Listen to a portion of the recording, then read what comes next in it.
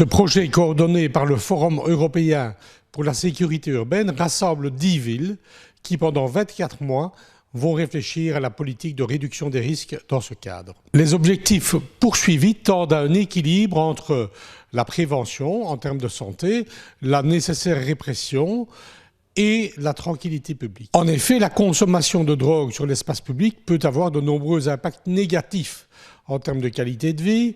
On a un trouble à la qualité de vie des riverains, des usagers de l'espace public, on peut constater des délits, donc tout cela doit être apaisé. À travers le projet, des indicateurs qualitatifs et quantitatifs doivent nous permettre d'évaluer les résultats de l'implantation des salles sur l'espace public à moyen, à court et à long terme. Tout ceci se passe dans le cadre de la résolution politique de l'EFUS qui a été prise à Amiens et fera l'objet d'un guide de recommandation qui sera dévoilé lors du colloque final à Lisbonne en novembre 2019.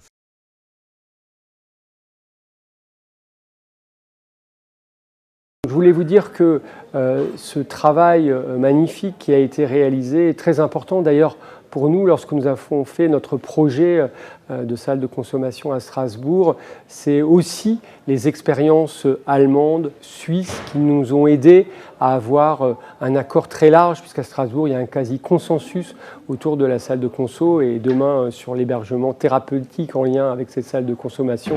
Et donc ces expériences d'aller de ville en ville, de pays en pays, autour de l'Europe sont quelque chose de fondamental et de tout à fait nécessaire. Et il faut qu'on continue à travailler ainsi. D'ailleurs, en avril 2019, nous avons pu rassembler 200 acteurs des salles de consommation européennes qui ont pu également apporter leurs convictions, leur expérience à ces processus et dispositifs fragiles mais nécessaires. La sécurité publique, la santé publique sont deux axes très importants pour développer ces nouvelles de réponse à ces usagers les plus défavorisés. Et la question, bien sûr, de l'hébergement, mais aussi des questions de la loi sont très importantes. En France, nous restons dans un entre-deux, puisque les usagers de drogue sont reconnus comme des malades, mais aussi comme des délinquants. Il faut qu'on puisse avancer sur ces éléments. Et bien sûr, pour moi, les usagers de drogue sont d'abord des personnes fragiles, vulnérables, auxquelles il faut donner les moyens de réduire leurs risques et leurs dommages lorsqu'ils sont actifs dans leur consommation, mais aussi de trouver toute leur place dans la cité.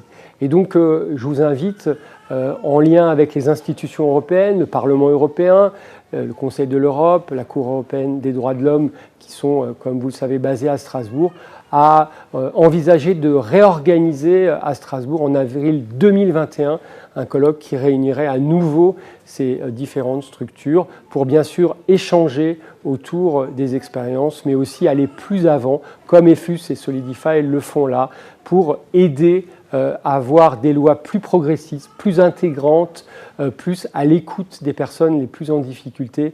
Et les usagers de drogue, bien sûr, sont des personnes où il faut mettre des moyens supplémentaires, des moyens de proximité, des moyens d'accompagnement pour les aider à retrouver une autonomie et une place dans nos cités.